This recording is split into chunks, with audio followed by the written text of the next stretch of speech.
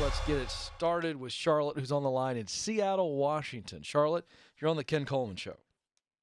Hi, Ken. Thanks for taking my call. Sure. How can I help? Well, I'm calling today to get your feedback on how to move two senior-level careers to a new job market. Okay. Be more specific for me. Okay, so we're looking at moving from the Seattle area to the Denver area. And my husband's a senior manager at a large company in the energy industry, and I'm an IT assistant director in a small department in a large university. Mm-hmm. So with this move, we're both looking to level up in our careers. And our current jobs afford us the flexibility and work-life balance, which is really important when we've got 3 kids. So what strategies would you suggest with those things in mind? Okay, so let me make sure I understand. You're both looking for jobs in Denver, or one of you has a job? What's the situation? We're both fully employed in the Seattle area, and we would both be needing to get new opportunities in Denver. That's what I thought. Well, is the move to Denver definitely happening, or is this something you want to happen? It's something we want to happen. So better cost of living. There's more sunshine. We have a pretty long and dreary winter and spring here. Okay. All right. So the question is, how do you move up? Is that right? Or you want to be in similar roles? We want to move up. At the same time, that would allow us to reach our career and our retirement goals and all of our financial goals that we've been planning on for so long. Gotcha. Well, do you both want to stay in the same type of role? Yes, probably just at a higher level. Yeah. Okay. So you're not looking for career direction as far as something new. It's just how do we essentially replace what we're doing now with something similar that allows us a ladder to move up. Correct. And in a completely new job market. Right. Well, I think that's a non-factor. This is probably the best job market in the last 100 years. It just is. There's never been a better time to be looking for a job. That's the good news. I don't know, the local Denver market, but I know what the realities are in America right now, which is that we've got companies that are so needing talent that they're dropping requirements that have been stalwarts for a long time. And I'm specifically talking about education and experience. So both you and your husband are at, let's just call it senior levels. And so you've got a lot of experience, and you've got talent, and you've got character. So you both are very attractive candidates. You also know the type of work you want to do, or let's just say you know the field you want to be in, and a good idea what the work is.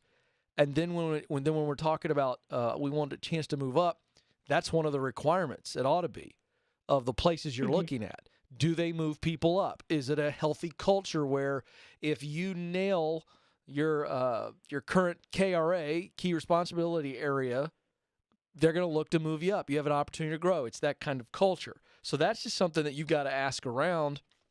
And quite frankly, in the interview process, you ask about that.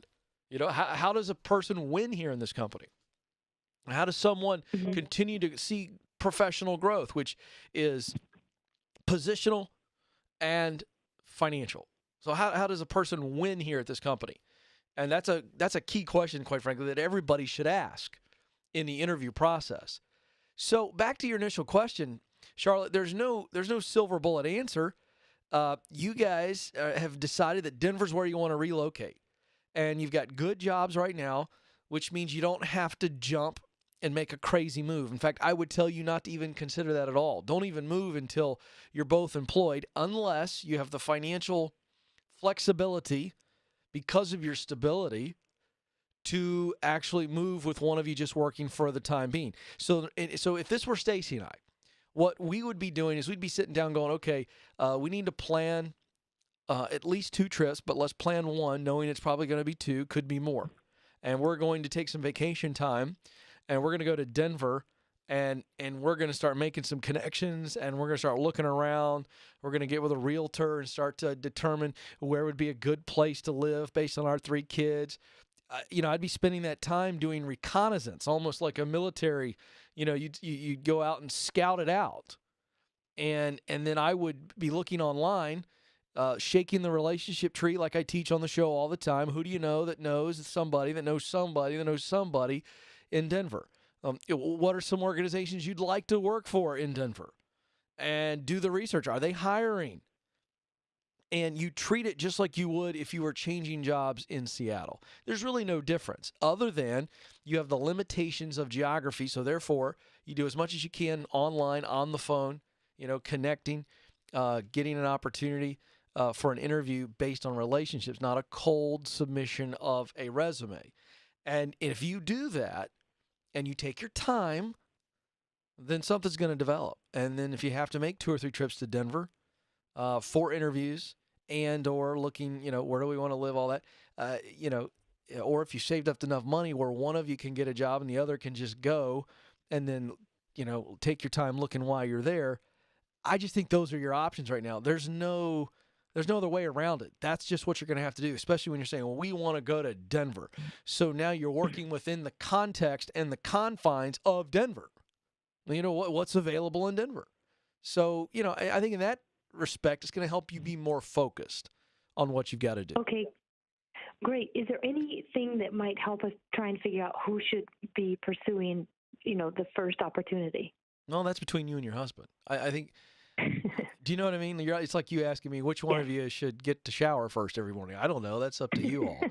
I'm not going to get involved in that. But here's what I would say. I think you both need to pursue it at the same time. So I think your question's irrelevant. I think you're both pursuing and looking at the same time. Okay. And let's just say you, Charlotte, get an opportunity and you get hired and your husband hadn't gotten hired yet. Financially, can you make the move with you starting work day one and he still looking? Can you do that? Right. No, I'm asking you, can you do that? Well, we would want him to stay employed from an employer standpoint, keeping, no lack of, gap. Okay, really. So all right, so the answer is you can't do that. So you've got a unique situation where you both are hoping and planning that you can both move at the same time because you got kids. You don't want to be separate for very long, but if you had to be apart for 3 months, could you do it? These are the questions you have to have over a nice dinner. My advice for couples on big life decisions is always to go out on a nice date, have a nice dinner, and sit down. And I like paper. I like paper and pencil. There's just something about writing stuff down. And I like having dinner and talking through everything that's before you. I like after dinner ordering dessert, and while you're waiting for dessert, both of you with pen and paper or pencil and paper, write down the pros, write down the cons, or write down the desired future, what matters most to you, what are your highest priorities, whatever the relevant conversation is. And separately and quietly write it down and then exchange lists and read them to each other. I just don't think there's a better thing for doing for assessing a major life transition for a couple than doing it that way, because it allows neither one of you to influence the other, but you've talked about it and you've laid out what's before us, and now let's go pros, cons, what matters most, this kind of stuff. And then you're on the same page, or at least you may not be on the same page yet, but you know where each other stand.